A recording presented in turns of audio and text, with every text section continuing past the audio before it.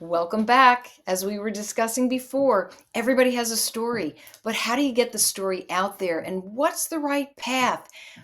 What's the path to the publisher? So let's dive back in and continue the conversation with Brian. Hi, Brian. Okay, we Hello were talking again. about your path. Yes. And we were opening up some choices, some possibilities. And I think that I was sharing a little bit about somebody who had written a book, who self published, then got it published. And as I was deciding between large publisher and smaller publishers, I started to poke around and I was really surprised to find out that Mark Twain was working with big publishers, and he then self published his book about Huckleberry Finn.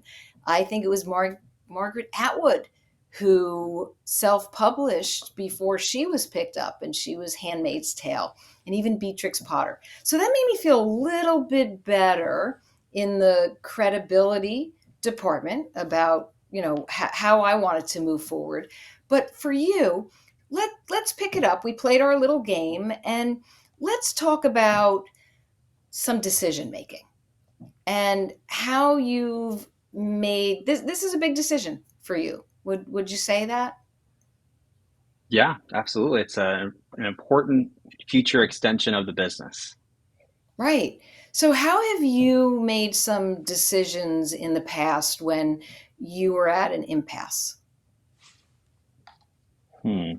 I mean, similar to what we're doing together is trying to map out what the options are, choose the most viable options. Maybe it's two paths to success, and then kind of add action steps to those paths to try and make it happen and just go for it. And that's what I've done to a degree. I mean, it hasn't worked, right? So I'm not saying it's been perfect. I have tested. But what's something I do want to call out that you brought up with, was it David Meerman Scott's initial book being, self-published and picked up? That definitely resonates with me because it's like a special circumstance, like something unique comparative to, okay, there's the self-published path, there's getting published by a big publisher, there's getting working with a hybrid publisher, but there's all these different special, unique arrangements, creative solutions here at play, and that's always really enticing to me. So that's something I want to do better research about now that you bring it up, because that it's very motivating for me to like solve the puzzle, if you will. Well, that's interesting. There's two things that stand out for me. First, you said two paths to success, and that special circumstance where somebody who is well known in the marketing field and who is respected. And I'm actually speaking right now with someone who's well known in the marketing field and respected. So that's something to you have a history in marketing. You've been writing for how many years, would you say? At least 15 years. 15 years. And would you say that writing is a passion, a hobby? Is it just something that you have to do for your marketing clients, for yourself? Talk to me about that. Yeah, well, it makes me smile when you say that because it's really a mix. Like in some ways, I find it to be creatively fulfilling. Other times, I find it to be a job. Hmm. Other ways, I don't really think about the craft. I think about the outcome. Like it helps me share ideas with others and provide value to different kinds of readers. It helps me show versus tell in my consulting and coaching business. I can say how great I am all day, but someone will actually believe it by looking at my thoughts and my perspective and experience on something in marketing or another topic and read it for themselves and be like, that did resonate with me. So honestly, it's over 15 years. There's been moments where I've been burnt out and I'm like, I'd rather do no writing. Uh, Other times I was like, I'm a writer, but I don't know. There's something that does come up, but it's like not a blocker really. It's just like I often hear people talking so emphatically about their writing and how it's their main driving force. Without a doubt, it's not my main driving force. It's like I like to connect with people, and writing is like what.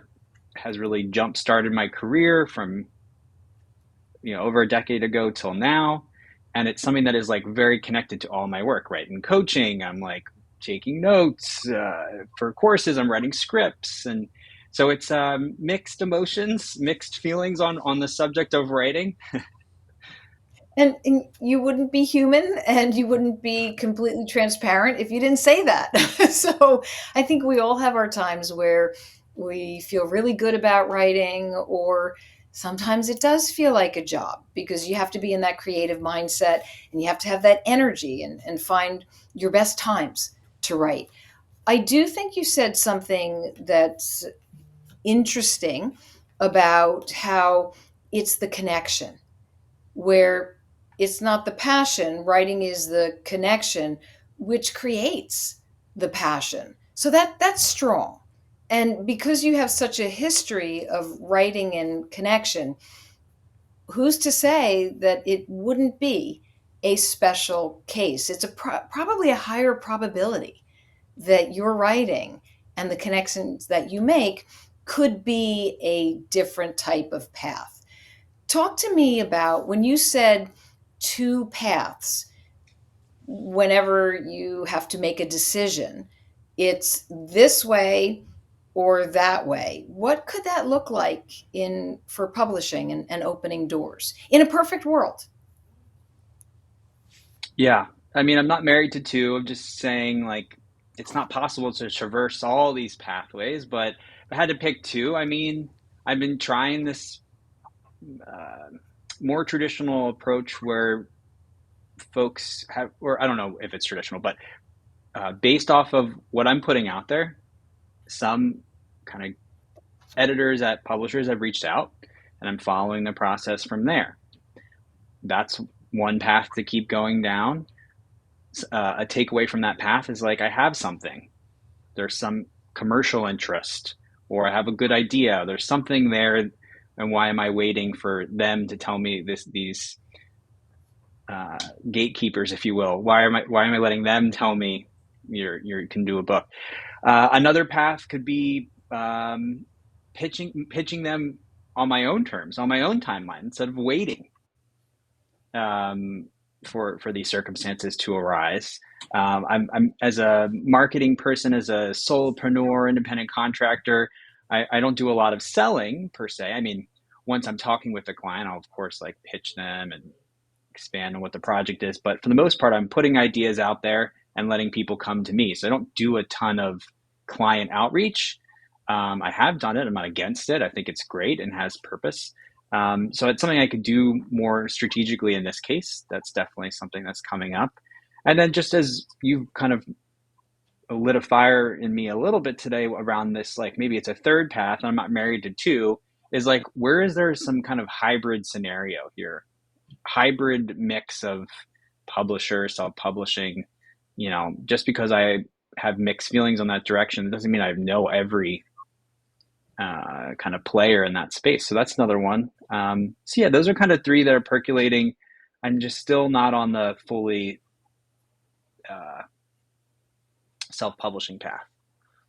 What stops you or concerns you the most for each path? So uh, what's really important to me is like I don't want to waste time. I think that is the yeah, like I want to be compensated for my time. And that's something like scary about the self-publishing direction.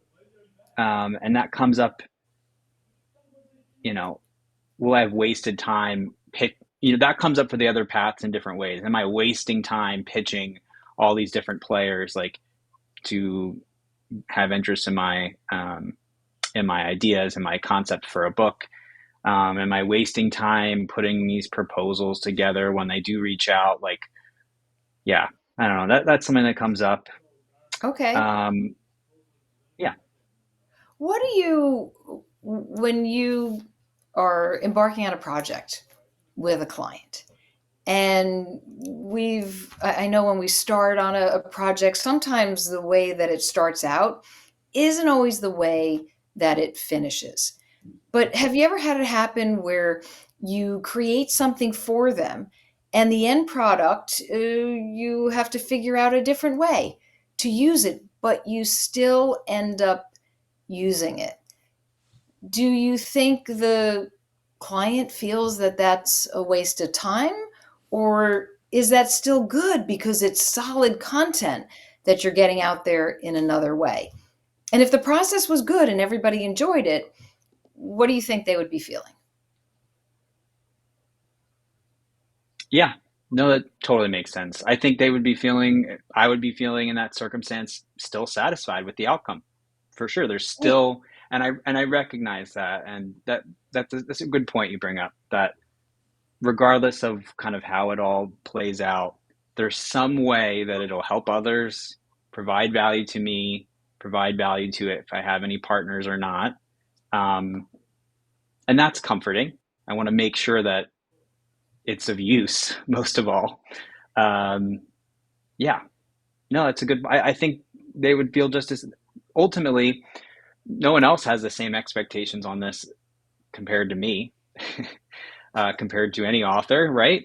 Um, and Exactly. and I'm not married to one vision for it. It's just, yeah, I just can't imagine it.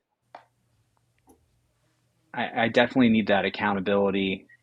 I have a hard time thinking about paying somebody to help me be accountable. It's caught up uh, in my work as a solopreneur, independent contractor. It's like everything I work on has a it's not always clear. It's amorphous at times, but a monetary value associated with it, so I understand how it fits in my schedule.